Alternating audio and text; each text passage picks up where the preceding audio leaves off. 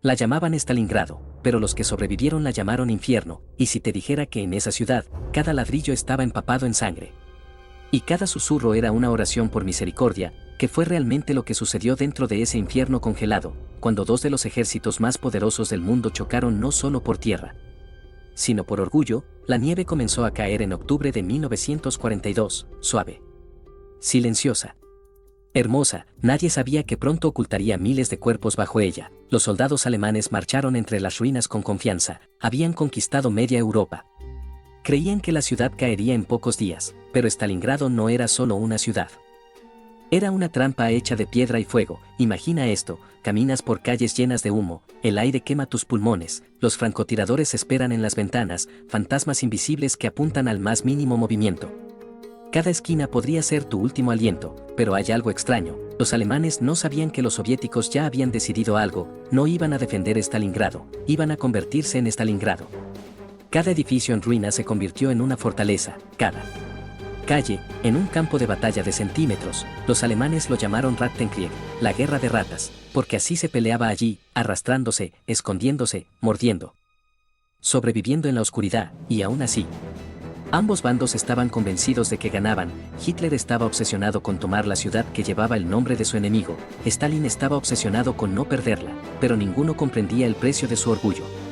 ¿Qué ocurre cuando el orgullo se vuelve más fuerte que la razón? ¿Qué pasa cuando la victoria importa menos que sobrevivir? Lo descubrirás pronto. Durante días, el cielo nunca se despejó.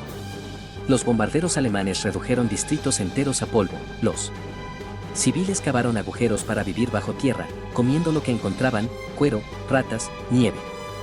Niños nacían en sótanos y morían antes de ver el sol, y en medio de todo eso, el río Volga fluía en silencio, la única conexión con el otro lado soviético. De noche, botes cruzaban bajo el fuego, trayendo comida, municiones y hombres que sabían que no regresarían. Lo llamaban el camino de la vida.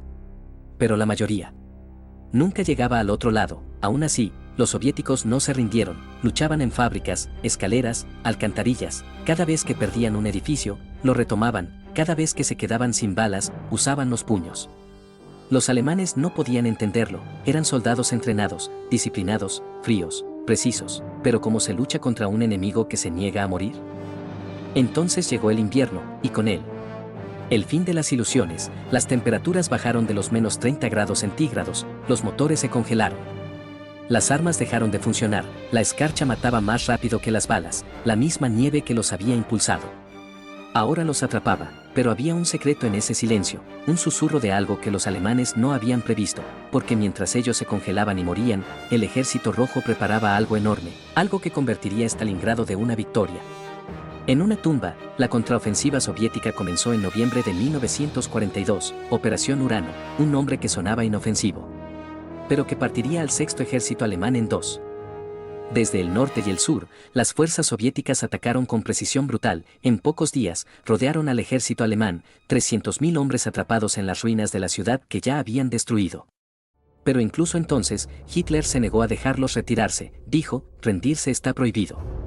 Prometió suministros por aire, pero los aviones nunca llegaron, y cuando lo hacían, traían menos comida de la que una sola compañía necesitaba para un día. La maquinaria alemana, que antes era imparable, ahora moría de hambre, de frío, de silencio, todo por una ciudad que ya era un cementerio. Aquí hay una verdad que pocos conocen: en Stalingrado, más soldados murieron de hambre y frío que por balas, y aún así, la lucha no se detuvo, porque ya no se trataba de órdenes, se trataba de algo más oscuro, la negativa a aceptar la derrota. La ciudad era un cadáver, pero nadie quería ser el primero en enterrarla. Así que aquí está la pregunta que atormenta a la historia: ¿fue Stalingrado realmente una batalla? ¿O fue un sacrificio? La respuesta está más abajo, en lo que ocurrió después, porque lo que vino tras el asedio cambiaría la guerra para siempre. Pero eso lo descubrirás en la siguiente parte, cuando el invierno de 1942 apretó su puño sobre Stalingrado. La ciudad se había convertido en algo más que un campo de batalla, era el cementerio de los imperios. La nieve se mezclaba con la sangre, y el viento llevaba los gritos de los hombres agonizando, llamando a sus madres. Pero en ese infierno helado, algo cambió. La resistencia soviética dejó de retroceder. Trabajadores de fábrica, casi sin entrenamiento, convirtieron su ciudad en ruinas en una fortaleza. Los francotiradores acechaban en cada sombra. Cada edificio era una trampa, y poco a poco, Los cazadores se convirtieron en las presas. ¿Alguna vez te has preguntado qué se necesita para quebrar a un ejército? No armas, ni bombas, sino hambre. Para diciembre, el sexto ejército alemán estaba rodeado.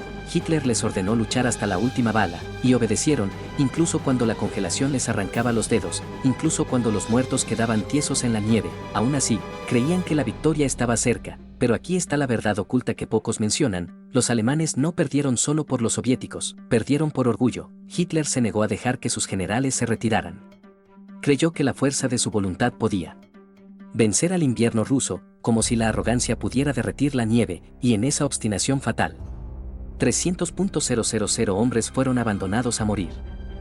Mientras tanto, en lo profundo de la ciudad, algo casi sobrenatural se movía entre las ruinas. Los soldados soviéticos comenzaron a llamar a Stalingrado la ciudad que no quería morir. Aún rodeados, luchaban en silencio, en la oscuridad, en túneles donde las ratas se alimentaban de cadáveres, y aún así, resistían. Era como si la ciudad misma, de ladrillo, polvo y sangre, tuviera un alma. Cuando comenzó el asalto final, en febrero de 1943, Stalingrado ya no era solo una ciudad, era la venganza hecha piedra, y los alemanes, antes orgullosos conquistadores, eran ahora fantasmas pidiendo misericordia. Pero hay una pregunta que casi nadie se atreve a hacer.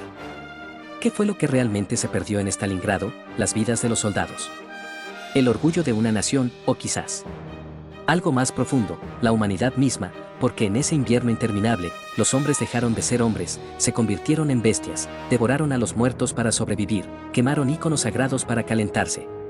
Y olvidaron por qué estaban peleando. Cuando el general Paulus finalmente se rindió, Hitler lo llamó cobarde, pero tal vez fue el único que recordó lo que significaba ser humano. La nieve dejó de caer ese día, pero el silencio que siguió fue peor que los gritos, y aquí está el pensamiento que aún hiela la sangre.